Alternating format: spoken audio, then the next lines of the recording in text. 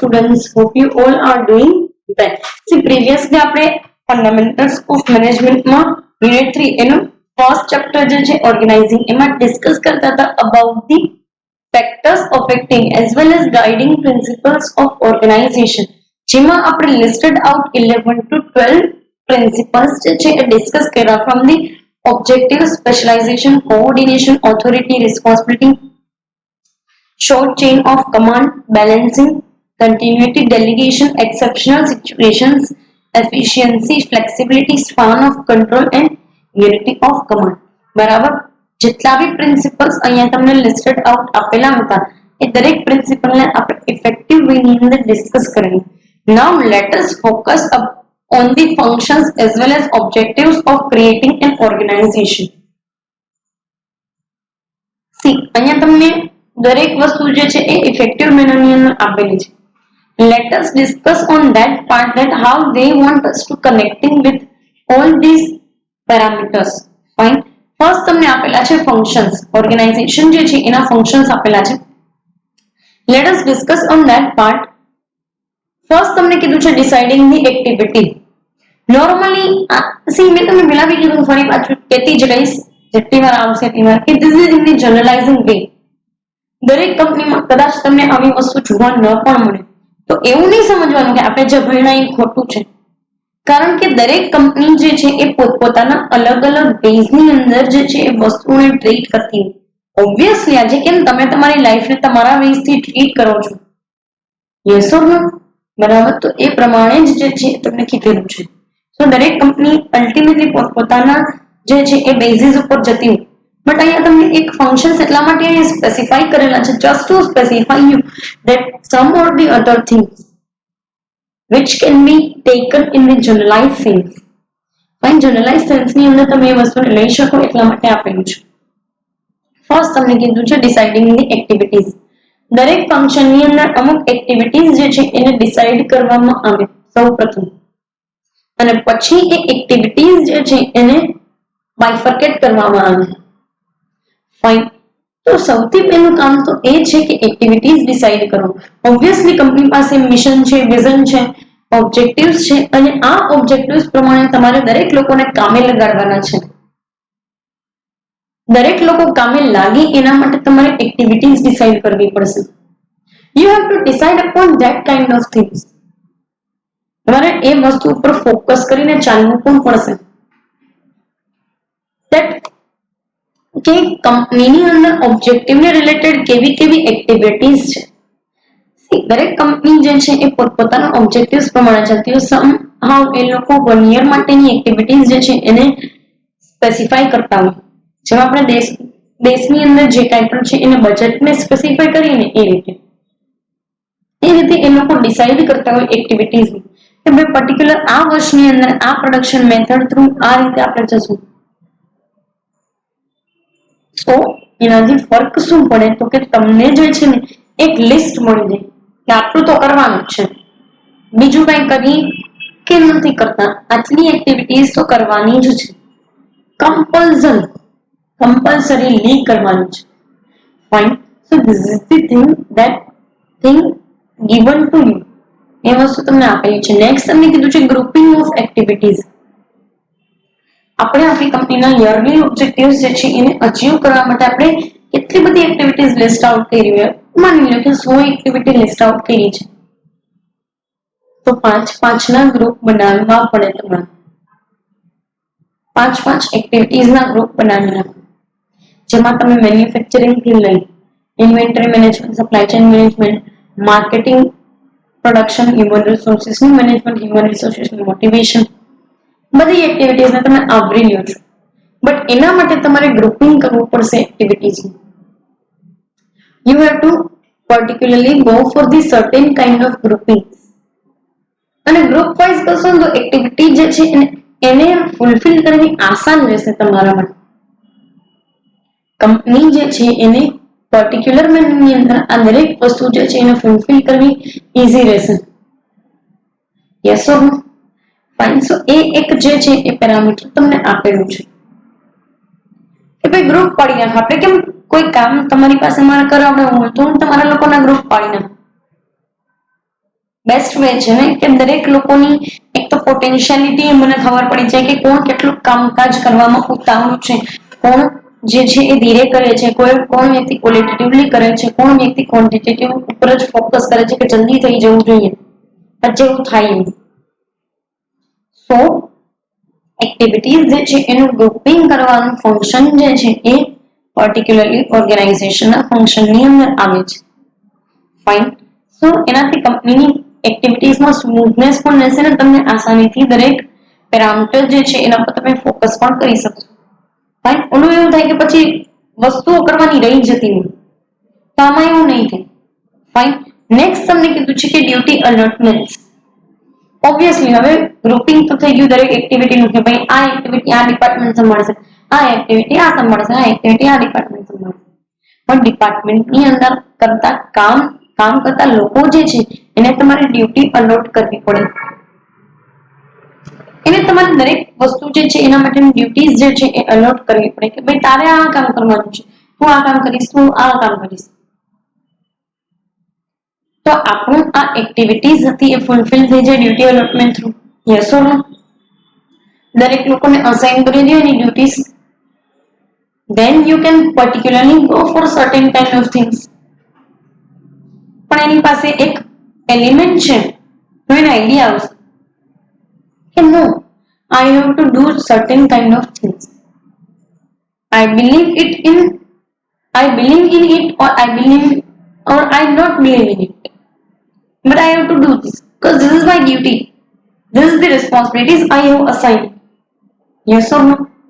So a parameters જે છે તમને આની અંદર આપેલા છે. નેક્સ્ટ કીધું છે delegating of authorities. Yes, of course. No one is ready to take responsibility without the authority. કોઈ વ્યક્તિ જે છે એ કંપનીની અંદર રિસ્પોન્સિબિલિટી લેવા તૈયાર નહીં હોય without any kind of authorities. એક પણ પ્રકારની તમે એ વ્યક્તિને ઓથોરિટી નથી આપતા કે આ કામમાં કઈ ગડબડ થઈ તો હું કોઈ બીજાને કહી શકું એમ કે મારો હક છે કે આ આટલી વસ્તુ મારે જોશે આ કામ પાર પાડવા માટે હું લઈ આવી શકું. મને એવી કોઈ ઓથોરિટીઝ જ અસાઇન કરવામાં નથી આવતી, કોઈ એવી ઓથોરિટી નથી આપી કે હું આ પર્ટિક્યુલર કામ જે છે ને કરી શકું. what I will do, what I will go for, કેવી રીતે પછી હું આગળનું કામકાજ કરી શકીશ. so this is the thing, that particular thing they have given to you કે ભાઈ ઓથોરિટી આપો દરેક લોકોને તો એક કામ કરવાનું મોટિવેશન પર્સપેક્ટિવ હોય ને કામ કરવાનું. ફાઇન. સો એ મોટિવેશન પર્સપેક્ટિવ જે છે એના માટે જ તમને કીધું છે. નેક્સ્ટ તમને કીધું છે ડિફાઇનિંગ રિલેશનશિપ. રિલેશનશિપને ડિફાઇન કરવી that is the better task. અને એટ લાસ્ટ આ ફંક્શનની અંદર શું કામ તમને આપેલું છે એ બી હું તમને કહી દઉં છું, કારણ કે તમારે સબઓર્ડિનેટ્સ વચ્ચે અને એના અપર ઓથોરિટી વચ્ચે એક પોઝિટિવ એન્વાયરમેન્ટ ક્રિએટ કરવું જરૂરી છે. આજે હું ક્લાસરૂમની અંદર આવું અને આખો દિવસ તમને ખીજાય જ કરું તો તમને ભણવાની મજા આવે. આખો દિવસ તમને એમ જ કીધા કરો કે તમે તો કોઈ વસ્તુને લાયક જ નથી ને તમે તો કઈ કામ કરતા જ નથી અને તમે લોકો ભણવાની લાયક નથી, તમારા મમ્મી ખોટા પૈસા ખર્ચે છે તમારી પર, આવું બધું તમને કીધા કરું તો તમને ગમે ના? બિલકુલ પણ ના ગમે. સો ડિફાઇન કરવી પડે રિલેશનશિપ્સને. કંપનીની અંદર એક પોઝિટિવ એન્વાયરમેન્ટ રહેવું જોઈએ, એક પોઝિટિવ એટીટ્યુડ રહેવું જોઈએ. ફાઇન. કે જ્યાં તમારા સબઓર્ડિનેટ તમારી સાથે એને જો કોઈ પ્રોબ્લેમ હોય તો એ તમને કહી શકે. મોસ્ટ ઓફ ધી કંપની અંદર એના માટેના ઇશ્યુઝ હોય છે કે સબઓર્ડિનેટ્સ લોકો અપર ઓથોરિટીને કહી જ નથી શકતા કે આવા પ્રોબ્લેમ્સ જે છે થઈ રહ્યા છે. એના લીધે પ્રોબ્લેમ્સ ફેસ કરવા પડે છે. That's it. ફાઇન. સો એ એક જે છે એ પર્ટિક્યુલર મેનરની અંદર તમને સિનારીઓ આપેલો છે. નેક્સ્ટ તમને જે છે એ કીધેલું છે objectives of creating the organization. શું ઓબ્જેક્ટિવ હોઈ શકે તમને આના કોઈ ઓબ્જેક્ટિવ હોય મેડમ? હા, ઓફકોર્સ આ વસ્તુના જે છે એ ઓબ્જેક્ટિવ હોય છે. ઓબ્વિયસલી તમે એક ઓર્ગેનાઇઝેશનલ સ્ટ્રક્ચર બનાવો છો ને, એવું સ્ટ્રક્ચર કે જ્યાં લોકો ની સાથે તમે પ્રોફેશનલી કનેક્ટેડ છો, સમહાઉ તમે લોકો સાથે જે છે એ નોન પ્રોફેશનલી બી કનેક્ટેડ છો, નોન ફોર્મલી. તો પર્ટિક્યુલર એમ એને તમને કીધું છે કે objectives of creating the organization. એમાં ફર્સ્ટ તમને કીધું છે ડેલિગેશન ઓફ ઓથોરિટી. ઓબ્જેક્ટિવ એક એ પણ છે કે તમે ઓથોરિટીઝ જે છે એ ડેલિગેટ કરી શકો. That is the purpose of creating the organization. નતર તો બધાને મન ફાવે એમ કામ કરે. આજે હું તમને એમ કહી દઉં કે ભાઈ તમે મારા વિદ્યાર્થી નથી, પણ તમે મારા નાના ભાઈ બહેન છો, તો એક લેવલે તમે તમારી સિસ્ટર સાથે જેવો બિહેવ કરતો એવો મારી સાથે કરવાનું. કારણ કે મેં તમને એવું કીધું છે ને કે આઈ એમ યોર એલ્ડર સિસ્ટર. સો તમે લોકો એવો બિહેવ કરવાનો મારી જોડે. પ્રોબેબલી કદાચ તમે માંથી તુંય કેવા માંડો. મેં તો કીધું તું કે સિસ્ટર છો તમે. સો દરેક વ્યક્તિ જે છે એને એની ઓથોરિટીઝ ડેલિગેટ કરવા માટેનો જે છે એ ઓર્ગેનાઇઝેશનલ સ્ટ્રક્ચર જે છે એ ક્રિએટ કરવામાં આવે છે કે જ્યાં તમે દરેક લોકોને અલગ અલગ ઓથોરિટીઝ ને અલગ અલગ રિસ્પોન્સિબિલિટીઝ જે છે આપી શકો. બધાનું એક અસાઇન ટાસ્ક હોય તો તમને મેનેજ કરવામાં ઈઝી રહે. યસ ઓર નો? અને બધાનું જો એક અલગ ટાસ્ક ના હોય અને મન ફાવે એમ કામકાજ કરતા હોય તો પછી થઈ રહ્યું. તો કંપનીની અંદર કામ જે છે એ થઈ રહ્યું. આજે તમે તમારી મન મરજીથી આવો, મન મરજીથી જાઓ. સવારે ટાઈમ તમારો કોલેજનો 7:30 વાગ્યાનો હોય અને તમે 8 સાડા 8 આવો ને પછી ક્લાસરૂમ ની અંદર બેસો. ક્લાસરૂમમાં નકરી મિસચીફ સર્ચ કર્યા કરો. પોતે ડિસ્ટર્બ થાવ, બીજાને ડિસ્ટર્બ કરો. આ એવી સિચ્યુએશન અહીંયા થઈ છે organisation. So this is not the valid thing. That's why particular delegating the authority, we are creating the organization structure. Next તમને કીધું છે objectives of preventing disorganization. Yes, disorganization નો સીધો સાધો મીનિંગ એવો છે કે મજૂર લોકો 8 વાગ્યાના બદલે 9 વાગ્યે 10 વાગ્યે આવે, જે એને મૂડ આવે ત્યારે કામ કરે, મૂડ આવે ત્યારે કામ ન કરે, ચા પીવા વયા જાય ને નાસ્તો કરવા વયા જાય. મેનેજર લેવલના લોકો 12 આટા મારતા હોય, કાં એસી ઓફિસમાં સુઈ ગયા હોય. આને કહેવાય ડિસઓર્ગેનાઇઝેશન. સો કંપનીની અંદર આવું ડિસઓર્ગેનાઇઝેશન ના થાય એટલા માટે એ લોકો ઓર્ગેનાઇઝેશન જે છે એને ક્રિએટ કરે છે.